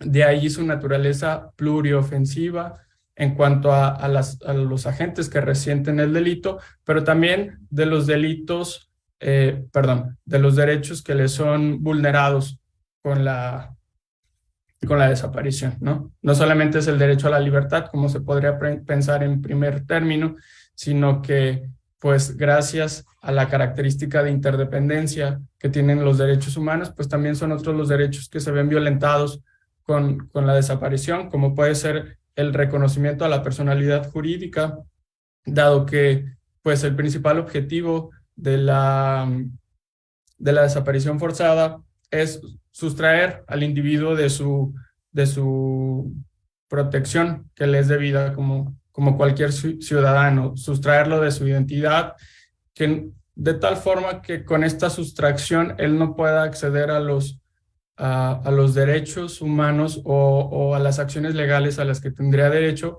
para combatir esta sustracción, ¿no?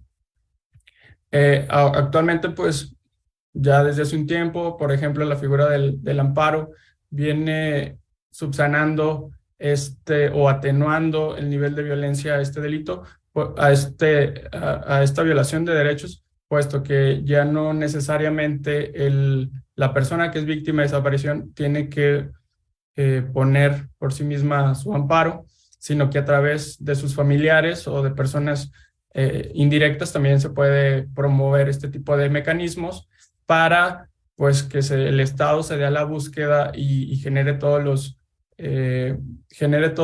ponga todo el aparato el aparato del Estado al servicio de la búsqueda de una persona, ¿no? Además de esta violación al reconocimiento a la personalidad, también hay otros derechos, como pueden ser el derecho a la libertad, claro está, a la seguridad e integridad del individuo, puesto que muchas de las ocasiones, cuando el individuo es víctima de desaparición forzada, pues además esto trae aparejado una serie de tratos que pueden llegar a ser crueles, inhumanos o degradantes en contra de esta persona, ¿no? Si a todo esto, pues, le sumamos el hecho de que no puede acceder a sus garantías judiciales, pues termina desgraciadamente por ser un problema pues una problemática a la cual se le tiene que tener especial atención, sobre todo, pues, cuando ya vemos que es practicada de manera sistemática, vuelvo al punto, por parte de los agentes en el Estado, ¿no? Una vez que hemos abordado el tema de la vulneración de los derechos del individuo, también me gustaría hablar brevemente sobre cómo los familiares también se ven sus derechos violentados, ¿no? Sobre esto también la Corte ha reiterado que los familiares inclusive también se pueden llegar a ser víctimas de tratos crueles o inhumanos, y tenemos en consideración pues que en primer lugar desconocen el paradero de su familiar, ¿no? Eso pues genera afectaciones a nivel psíquico y físico de las personas, puesto que tienen inclusive que desafortunadamente ser ellas mismas quienes emprenden la búsqueda de sus familiares. Esto la Corte lo ha equiparado como tratos crueles e inhumanos por parte de los familiares que se ven violentados. Además, pues es muy triste el hecho de que esto también conlleva una pérdida de confianza en las autoridades, puesto que los familiares en muchas de las ocasiones saben que a lo mejor elementos del Estado, agentes estatales, fueron los encargados de llevar a cabo esta desaparición, por lo cual la confianza de las autoridades se ve mermada, lo que termina necesariamente por dañar también el Estado de Derecho, puesto que es el mismo Estado quien ejerce este tipo de violaciones en contra de sus ciudadanos. Son las instituciones las que se coordinan, las que trabajan en coordinación para llevar a cabo la desaparición, y también las que hasta cierto punto obstaculizan el derecho del familiar para saber la verdad. Son las mismas instituciones las que trabajan para lo que ayer ya nos comentaba la compañera Vivi, lo que ella nombraba como el delito perfecto, puesto que pues nunca se llegaba a saber realmente cuál había sido el paradero de la persona en muchas ocasiones, y también nunca se llegaba a dar con los responsables de su desaparición, ¿no? Pues de esta forma yo concluyo mi participación. Muchas gracias, Ale, por el espacio, y quedo a la orden. Gracias a ti, Diego, por tu intervención y pues por destacar y hacer una breve descripción sobre los derechos humanos que se ven violentados, así como pues, las características que implica pues este delito de desaparición forzada, tal como señalabas, como la pluriofensividad, creo que sí, así fue la palabra, perdón, y pues la pluralidad de sujetos que se ven afectados. Creo que es importante que reconozcamos también estos hechos, estas características dentro de este delito. Y bueno, para concluir con nuestras participaciones, tenemos la intervención de la señora Angie Almanza. Ella es defensora de derechos humanos.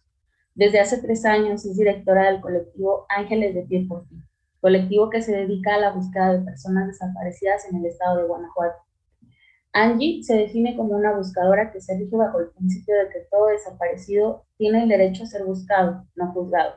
Sus áreas de interés son la protección de los derechos humanos, la búsqueda de la verdad y justicia en los procesos penales, y también es acompañante de víctimas del delito. Muchas gracias por tu participación en el presente evento, Angie. Te cedo el uso de la voz. Sí, buenas tardes. ¿Sí me escuchan bien? Es que no tengo muy buena señal.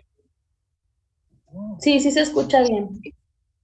Yo les voy a hablar no tanto como una académica o como alguna otra institución, simplemente desde mi experiencia, hay casi 3 años buscando. Y aquí partimos tocando un poco lo que decía la licenciada de Amnistía. No hay un número específico, y les voy a decir el claro ejemplo de Salvatierra, que era una carpeta de búsqueda por 7 personas, encontramos 80. Se hizo la primera colecta, digamos, de ADN gestionada por Fiscalía, en donde se esperaban no más de 80, 90 personas, y la realidad es que fueron más de 200 familias a dejar su prueba de ADN, y estamos hablando de hace 2 años. Entonces, no, yo creo que nadie, siquiera ni ustedes ni nosotros, dimensionamos en sí hasta dónde llega este problema que va en aumento y que no tiene otro registro, otra culpabilidad en castigo. ¿Por qué? Porque una desaparición en pueblitos o ciudades tan pequeñas,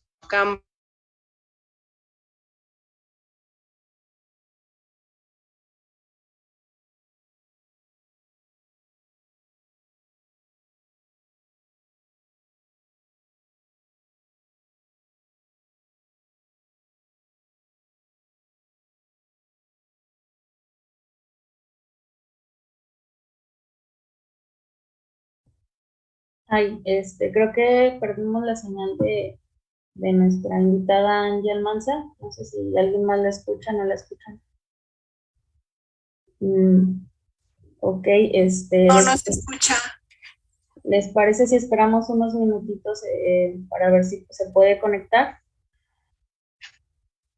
Creo que ya regresó.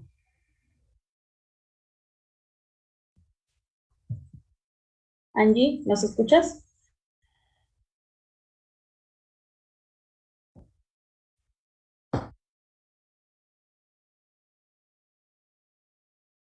esa verdad y esa justicia, no en el ámbito de la venganza, sino en el ámbito de realmente detenerlos. Vemos que son muy pocos comparados con los más de 3,000 casos, los juicios que se están llevando a cabo, mucho menos ya verdaderamente una sentencia o una reparación del daño.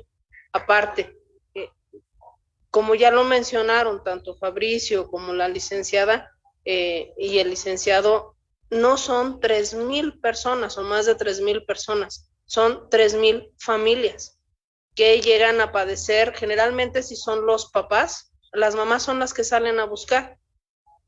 Ya me volví a quedar sin internet. ¿Sí me escuchan? Sí, ahorita ya la escuchamos. Ya la escuchamos. Okay. Muchas gracias. Entonces, lo que realmente nos preocupa a nosotros como mujeres buscadoras es qué va a ser de los niños. Y esos son los huequitos de la ley que nos preocupa que ajusten. En primera, que realmente valoren y actualicen lo que es una desaparición. No puede tener más castigo el desmantelamiento de un carro que la desaparición de una persona que desgraciadamente culmina con un homicidio. No pueden quedar los niños huérfanos porque la mamá sale a buscar al papá desaparecido. Creo que esos deberían de ser los hijos del Estado, ya que el Estado no cumple con esa parte de cuidar a los ciudadanos, pues por lo menos sí debe arropar a los cientos de niños que se quedan huerfanitos y sufriendo lo que ellos dicen que son las consecuencias de la desaparición, que son las enfermedades, la pobreza, el que la mamá se dedique a buscar o a tener un trabajo para poderles dar de comer, para poder tener esos cuidados. Si bien es cierto que nosotros como colectivo iniciamos cuando inició el licenciado Esquerra, también es cierto que es un número pequeño de personas con la gran cantidad de puntos a realizar una búsqueda, con el poco personal y la poca empatía de la Fiscalía para tener un análisis de contexto que nos lleve a evitar la situación.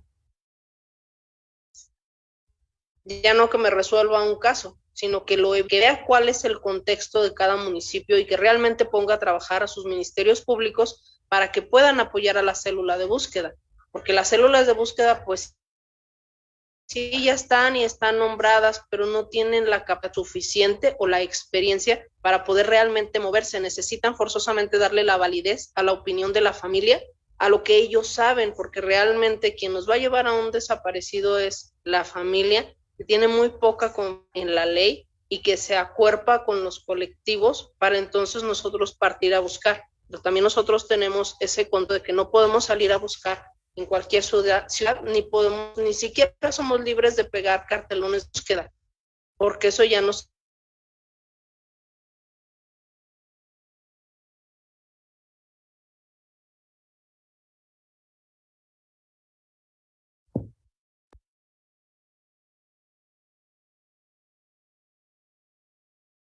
clandestina, pues obviamente pido verdad, justicia, reparación del daño, que realmente haya una solución un alto a todas estas violaciones, porque una desaparición conlleva todas las violaciones de los derechos humanos, y esto es algo que la gente no sabe, porque la gente estigmatiza a un desaparecido, por tanto aísla a la familia en lugar de buscarlos, siquiera de compartir su célula de identificación como desaparecido, lo juzgan.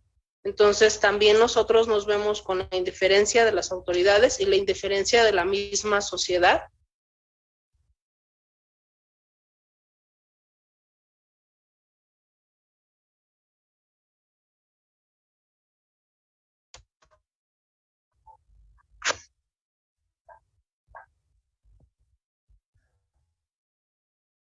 Señora Angie, ¿nos escucha?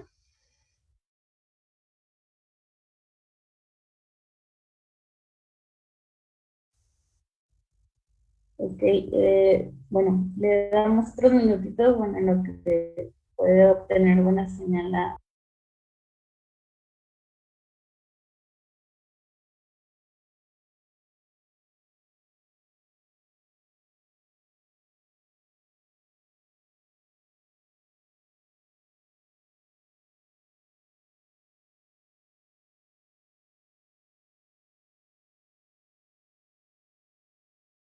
Hola, Ale. Creo que sí perdimos la señal. Sí, gracias compañero. Bueno, ¿les parece si ahorita en lo que se puede conectar la señora Angie, vamos dando intervención a los panelistas para que den su opinión? Bueno, nos formulan una pregunta aquí en el chat, quien guste contestar, para cederle el micrófono, se las voy a formular a nuestros panelistas. Permítanme tantito. Por parte de nuestra compañera Isela Gámez, ella pregunta que cómo afecta la implementación de leyes para atacar la desaparición forzada si la Fiscalía como institución no es autónoma, ello tomando en consideración el contexto de Guanajuato, pues hace apenas poco tiempo reconoció el tema de las fosas y con ello el tema de los desaparecidos.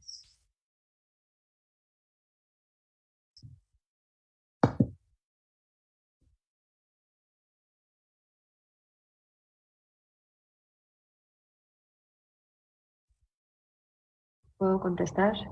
Claro que sí, maestra, gracias. O Fabricio, ya vi que también levantó la mano. Bueno, Si gustan, brevemente. Perdón, si gustan le damos el uso de la voz a esta maestra y después al doctor Fabricio, ¿sí? Gracias.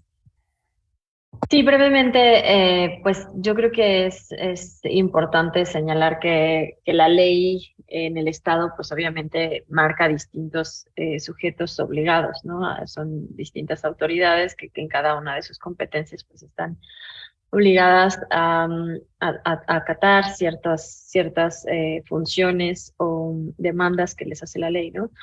Pero bueno, se supone que la Fiscalía es autónoma o debería ser autónoma, al menos eso pasó con el cambio de Procuraduría a Fiscalía, pero en la realidad pues sabemos que no necesariamente es así, ¿no? Y menos, bueno, hubo quienes nos opusimos incluso hasta el nombramiento del fiscal, porque pues pasar de una Procuraduría a Fiscalía pues se necesitaba un proceso amplio de designación, perfiles acordes y demás, ¿no? Pero yo creo que al final, pues sí hay varias áreas de oportunidad que ya lo mencionaba la señora Angie, ¿no? O sea, no, la unidad de análisis de contexto que debería de tener la fiscalía, pues no funciona. O no sabemos realmente porque hay mucha opacidad.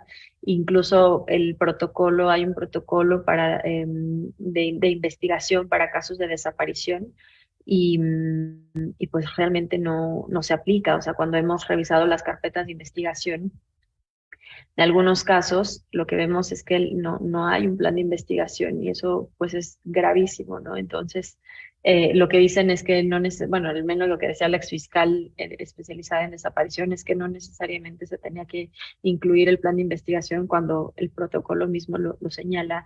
Y si no hay líneas de investigación claras para dar con el paradero de la persona desaparecida, pues cómo se va a buscar a la persona desaparecida.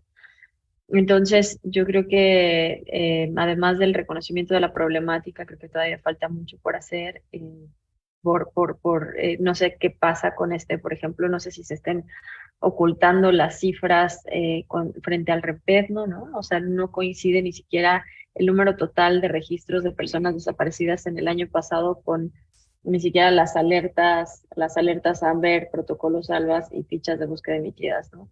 Entonces yo creo que sí habría o sea, sí, para contestar la pregunta brevemente, afecta mucho y pues habría que seguir insistiendo en transparencia, en rendición de cuentas, en mejores condiciones institucionales, por supuesto, y seguir con los protocolos a los que están obligados. Muchas gracias, maestra. Doctor Fabricio, si gusta hacer una pequeña intervención. Sí, gracias. De las dos cuestiones, ya que se entrelazan un poco, cuando yo menciono últimamente, ¿no? Por ejemplo, en este foro, ¿no? En otros momentos, hasta en la misma universidad, las cifras, me refiero a cifras oficiales, incontrovertibles, nada más que son de 3.520 personas desaparecidas en Guanajuato, considerando dos cosas. Me gusta hacer la aclaración metodológica porque varias veces escuchamos como por lo menos 3. Yo entiendo que la cifra no es lo único, pero nos da la dimensión y una proporción importante para entender. Y una cosa es decir 2.400, 2.500 personas, que eso era hace 2 años. Y una cosa es decir, estamos como hace 2 años, o sea, mantuvimos un equilibrio, localizamos, o una otra cosa es decir, no, aumentaron 6 veces, 5 veces, y ese es el dato real. De solo lo que conocemos formalmente, porque como decíamos, o sea, hay muchos casos, la cifra negra puede llegar, si consideramos la encuesta en VIP del INEGI, es el 93.1% de los delitos no se denuncian. Entonces, si fueran desapariciones, secuestros, etcétera, hablaríamos de que estamos con decenas de miles en Guanajuato. Pero bueno, sin especular, la Fiscalía comunica un dato por transparencia de personas cuyo paradero se desconoce, investigadas como desaparecidos, de 3.331 personas a principios de este mes, sin contar las anteriores al 2012. Si sumamos las anteriores al 2012 que comunica la Comisión Nacional de Búsqueda, son más de 3.500 personas desaparecidas. El mismo dato, en cambio, de la Comisión Nacional no se actualiza tan pronto, tan seguido como el de la Fiscalía Local. De hecho, es la Fiscalía Local, en buena parte le pasa los datos a la Comisión Nacional, más otros. La Nacional ahorita, si checan en el sitio del RNPDO de registro, versión pública, te va a decir algo como 2.800 personas, que aún siguen siendo más del dato que tenemos local, de la Comisión Local. Entonces sí hay un desfase temporal, pero también la diferencia ya es tan grande de más de 1.000 personas que yo creo que ahí habrían que ponerse de acuerdo cuál es el dato que se comunica. Yo comunico el dato que a mí me parece más fehaciente, más actualizado, y sí es el más alto también, porque hay que seguir señalizando el tema de la crisis. Eso me lleva un poco, y real, ¿no? Bueno, tampoco es inventado, es un dato de transparencia público que está en la página de las respuestas a interrogaciones, ¿no? A peticiones en Plataforma Nacional de Transparencia. Entonces, ahí sigue estando, ¿no? Pero la otra, la Fiscalía aquí en Guanajuato es un contrapoder, tiene su fuerte autonomía presupuestal, que es 4 o 5 veces mayores, nada más el fondo para las víctimas es mayor que el presupuesto de toda la Comisión de Víctimas. O sea, solo el fondo de ayuda que maneja la Fiscalía es 2, 3 veces mayor que todo el presupuesto completo de la Comisión Estatal de Búsqueda. Y ese solo es un pedacitito. Todo el presupuesto en sí es mayor de no sé cuánto, pero 100 veces, o así, ¿no? Entonces, digamos, tiene su autonomía presupuestaria y tiene muchísimas funciones, etcétera, pero claro, las leyes pueden cambiar, pero no las pueden, digamos así, no respetarlas, pero lo más importante sería que la ley previera sanciones, mecanismos cada vez más claros, participativos con las familias, etcétera, que obliguen a la otra institución, la fiscalía, las comisiones, etcétera, a operar de una manera cada vez más puntual, precisa, etcétera, porque en donde hay vaguedad, y hay muchos huecos de vaguedad, ¿no? de indefinición en la ley, protocolos, restitución digna, manera en que operan las buscadoras independientes que están desprotegidas, pero es una realidad en el Estado, la brigada independiente, etcétera, están fuera de la ley.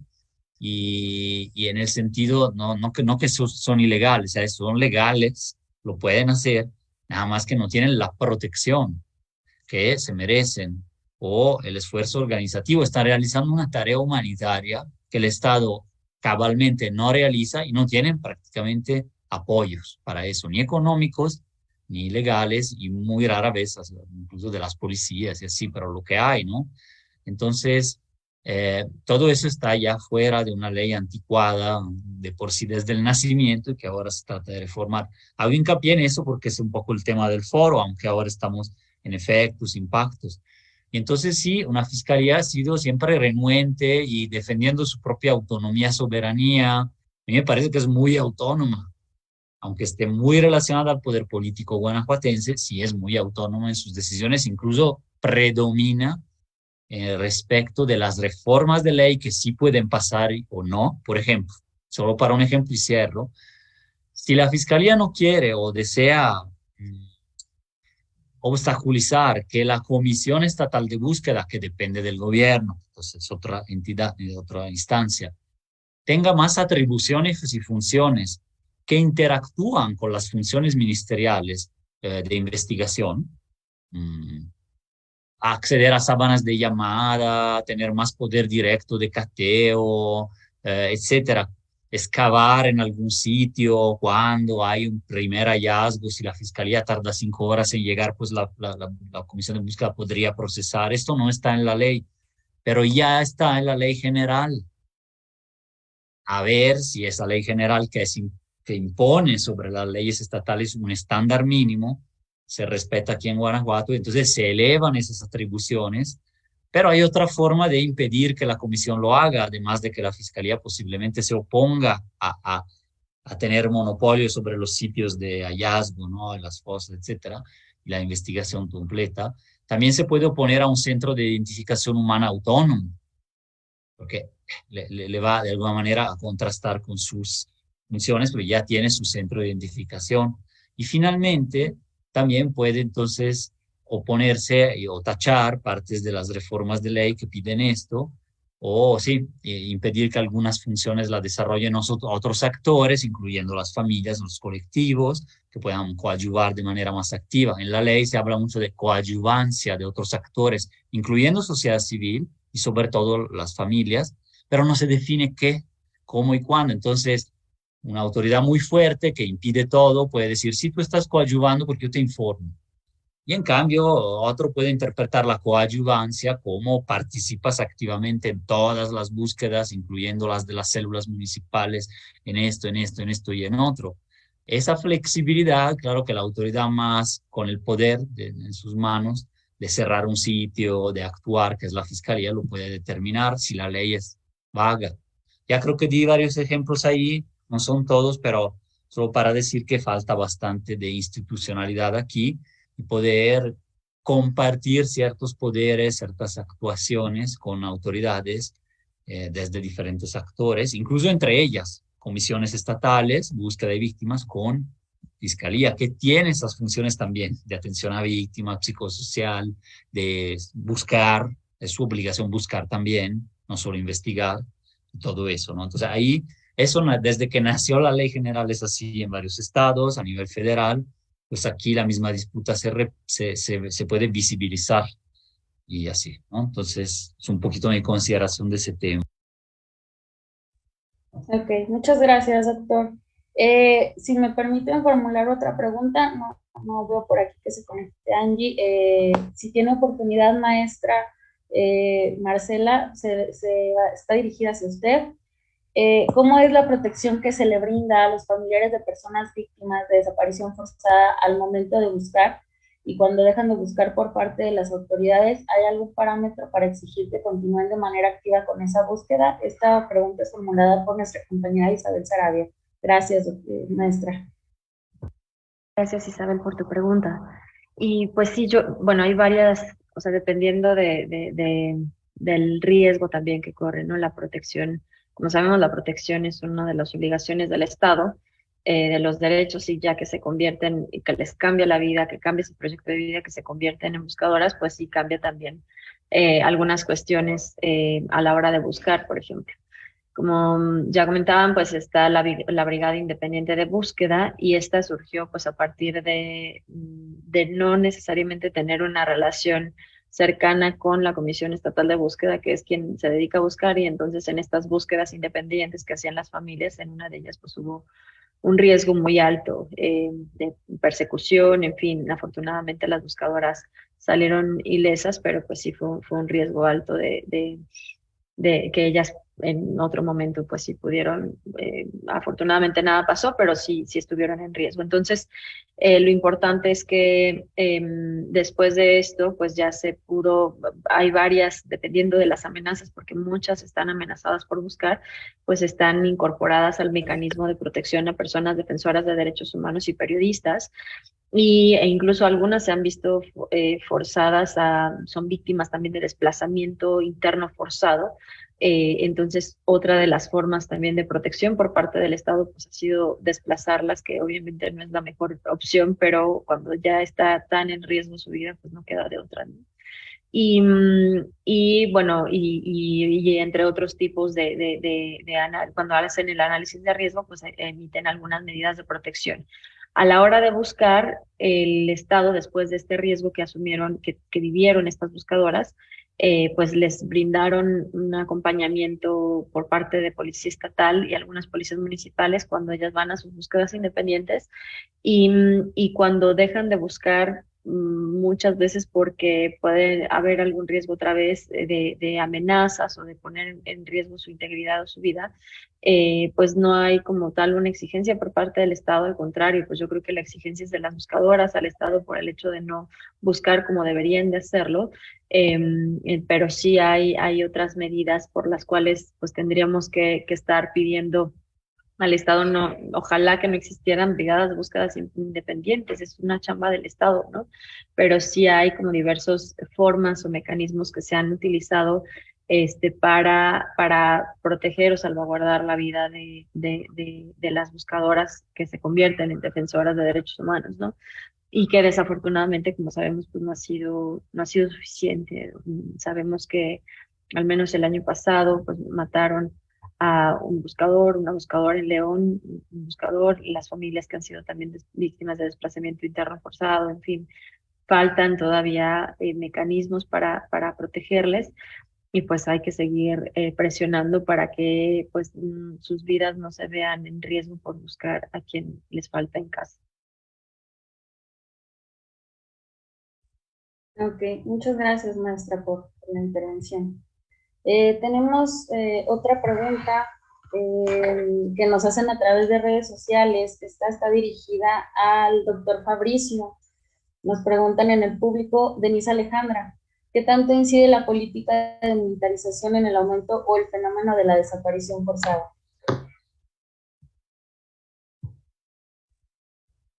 Gracias. Es un tema complejo, no que no se pueda contestar, sino complejo porque son muchos factores y es difícil aislar solo uno, ¿no? En estudios sociales incluso. Pero bueno, en diferentes realidades de la frontera norte, de Ciudad Juárez, de muchos otros estados antes que nosotros, ha sido demostrado como la militarización de la seguridad pública de forma permanente, ya no excepcional, como es ahora en buena parte del país y como ha sido desde 2007, detona, genera, ¿no? Es una concausa, coprovoca, pero seguramente influye en el aumento del homicidio doloso como delito y de las desapariciones en general y las desapariciones forzadas en particular. Tanto es así que después de tanta impunidad, tanto señalamiento, tanta desaparición en general, hasta según partes del movimiento social, del movimiento por nuestros desaparecidos también, todas las desapariciones las podemos ya considerar forzadas en un sentido por lo menos social o histórico, a lo mejor no desde el punto de vista estrictamente legal, pero igual se puede demostrar eso. Y la ONU incluso, de hecho, así empieza a verlo, porque es tanto el patrón de que la militarización lleva 16 años siendo la política de seguridad. O sea, hay tanto señalamiento de que siempre en los mismos lugares, con ciertos patrones, se dan las desapariciones, como sucedía y sucede con los feminicidios, ¿no? El campo algodonero demuestra esto, la sentencia.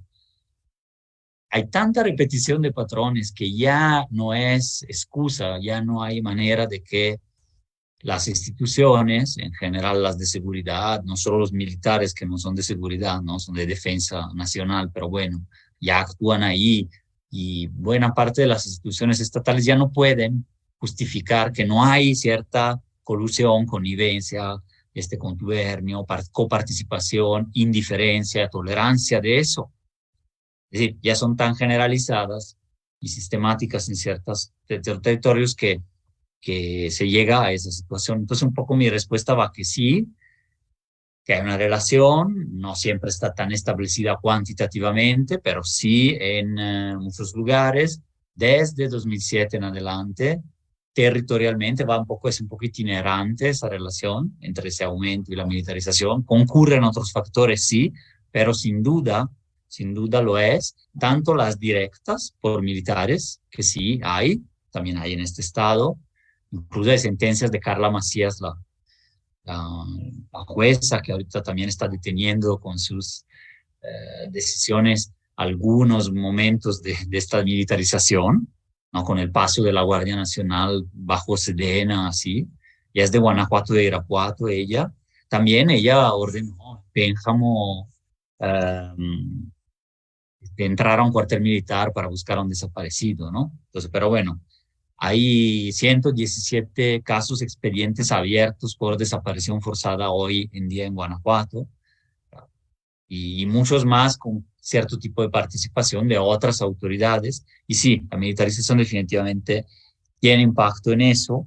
Ha sido demostrado en algunos territorios y en otros hay fuertes indicios, ¿no? Entonces, te diría que sí, y no casualmente o casualmente, pero coincide que 2016-2018 crece 1, 2, 3, 6 veces la militarización y ahora hay entre 12 y 14 mil militares o ex militares de la Guardia Nacional que ya está bajo Sedena, entonces sí es militar también aquí en Guanajuato, y justo desde esos años es cuando tenemos conocimiento de la escalada de homicidios dolosos, de fosas clandestinas y de desapariciones. O sea, ahora la correlación directa, cuantitativa, no te la puedo dar, pero también hay que ver esas tendencias que sí se dan al mismo tiempo, porque detonan ciertas dinámicas. No es que todo lo hagan ellos, ¿no? Directamente, pero sí detonan dinámicas justamente de violencia en ese sentido.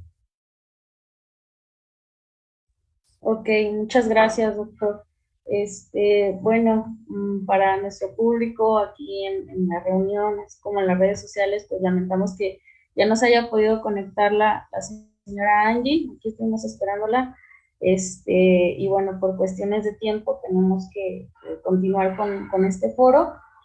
Y bueno, primero que nada, apreciar la intervención del público a través de este espacio de preguntas, a fin de ahondar un poquito sobre el tema. Esperamos haya sido de su agrado, agradecemos su atención, así como la destacada participación de todos los panelistas. Y bueno, pues para concluir con este foro, de suma relevancia, que aborda una problemática pues actual, una problemática latente, pues, no solamente en el estado de Guanajuato, sino pues en nuestro país en general. Me permitiré proyectar unas constancias de participación de tanto de nuestros ponentes el día de ayer, pues agradecer la asistencia de ellos, al licenciado Héctor Alonso Díaz Esquerra, a la buscadora Viviana Efigenia Mendoza Negrete, a Angie Almanza, al doctor Fabricio Loruso y a la maestra Marcela Villalobos Andrade, que nada más permítanme un momento. Y bueno, Aquí tenemos la constancia de cada uno. Me permitiré leerla, y señala que la Universidad de Guanajuato, Campus Guanajuato, División de Derecho Política de Gobierno, otorga la presente constancia. Bueno, pues ya señalé el nombre de nuestros ponentes, por su destacada participación como ponente en el marco del foro virtual sobre la ley para la búsqueda de personas desaparecidas en el estado de Guanajuato, a 2 años de su promulgación, actividad de retribución social de la maestría en justicia constitucional, Guanajuato, a 28 de octubre de 2022. La verdad, os hará libres, y pues viene firmada por nuestro director de la División de Derecho y Política de Gobierno, así como por la coordinadora académica de la maestría en justicia constitucional. Las mismas que haremos llegar a nuestros, las mismas que haremos llegar a nuestros ponentes. Y pues ya sin más por añadir, reitero el agradecimiento tanto a nuestros ponentes como al público. Esperamos que haya sido de su agrado el presente foro, y pues sería todo. Muchas gracias.